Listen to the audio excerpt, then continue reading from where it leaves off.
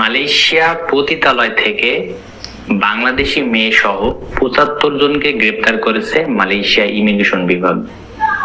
মানে একটা আবার মানে চিন্তা করার বিষয় যে এমনিতে মালয়েশিয়া প্রচুর পরিমাণ অবৈধ অভিবাসী রয়েছে, তো সেখানে বাংলাদেশি মেয়েরা পতিতাবৃত্তির মতো কাজও সেখানে বেছে নিয়েছে। তো সেখানে কি হচ্ছে, মালয়েশিয়া বিভিন্ন অঞ্চলে রেড দিচ্ছে, দেওয়ার পরে তাদেরকে গ্রেপ্তার করছে।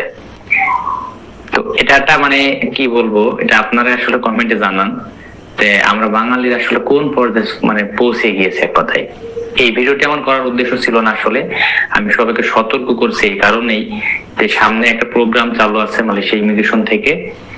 তো আপনারা সবাই মানে যে যার অবস্থানে আছেন একেবারে একটু নিরাপদে থাকবেন। দেখেন পতিতালয় এখানেও কিন্তু মালয়েশিয়া ইমিগ্রেশন রেড দিচ্ছে। আর যারা এই ধরনের কার্যকলাপ গুলো করছেন, বিশেষ করে আমার বাংলাদেশি ভাইয়েরা, আপনারা মানে এই সকল জায়গাগুলো একটু এড়িয়ে চলুন, কারণ বুঝতে তো পারছেন এই বিষয়গুলো খুবই মানে কাম্য নাই।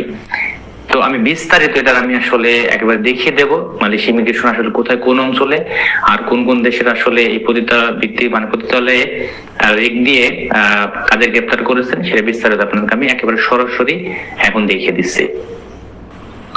তো এখানে মালয়েশিয়ার অভিবাসন বিভাগ মানে 5 তারিখে মানে অভিযানটি পরিচালনা করে। বিদেশি পতিতাবৃত্তি সিন্ডিকেট ধ্বংসে 8 স্থানে মানে আলাদা আলাদা 8টি স্থানে অভিযান চালিয়ে ৭৫ জনকে গ্রেপ্তার করেছে।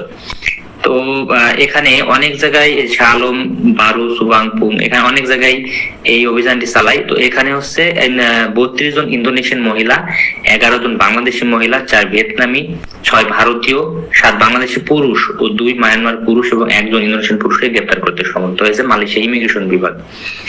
তো দেখেন এই হচ্ছে বিষয়। তো এই পতিতাবৃত্তিতে আপনাকে আমি দেখিয়ে দিলাম।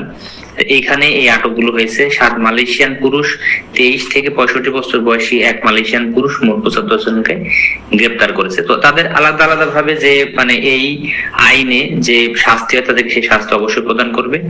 তো এখানে 15 কপি ইন্দোনেশিয়ান পাসপোর্ট, 5 কপি ভারতীয় পাসপোর্ট, আর এখানে হচ্ছে 1750 রিঙ্গিত পরিমাণ কম্পিউটার একটা সেট, 10টি গ্রাহক নিবন্ধন। তো যাই হোক এখানে অনেক কিছু আছে। তো মূল বিষয় হচ্ছে যে আপনারা যারা বাংলাদেশি ভাই বোনেরা আছেন তারা অবশ্যই সতর্ক থাকবেন, এবং এই ধরনের পেশা আসলে বাংলাদেশিদের জন্য একটা লজ্জাজনক বিষয় আমি বলে মনে করি আমি। তো আপনারা অবশ্যই কমেন্টে লিখবেন। তো এইগুলো যখন আসলে মালয়েশিয়া ইমিগ্রেশন ধরে তখন একটা রেপুটেশন অবশ্যই বাংলাদেশের জন্য খারাপ হয়।